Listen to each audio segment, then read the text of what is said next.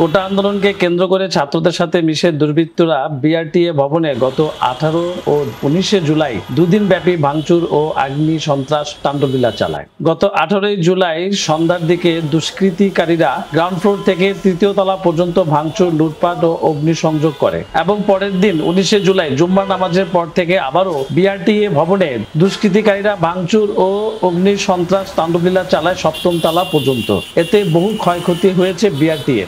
সপ্তম তলা পর্যন্ত ভবনের ভিতরে কোনো কিছুরই ছেড়ে যাননি দুষ্কৃতিকারীরা। বিআরটিএর ক্ষয়ক্ষতির তালিকার প্রাথমিক বিবরণ: fire control device, firing extinguisher, ভবনের central electric system, central AC system, lift, fire hydrant system, networking system, roof ceiling, floor mat, generator system, 20টি LED TV, PA system, PABX system, conference room sound system, interactive flat panel, digital signage, archway, security scanner, প্রধান ফটক, guard room, কর্মচারী সমিতির room, help desk, Bangabandhu corner, canteen, CC camera room, CC camera রুমের NVR, laptop, desktop, networking device, sound system, server rack, 5টি গাড়ি, 2টি microbus, 5টি motorcycle, একটি রেকার, প্রিন্টার, ফটোকপি মেশিন, 11টি LED monitor, wifi device,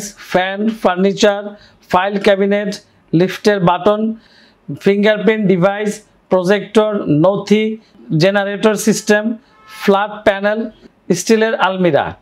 Parvez খানের ক্যামেরায় রিপোর্ট করেছেন সুমন শেখ, NAN টিভি, বনানী, ঢাকা।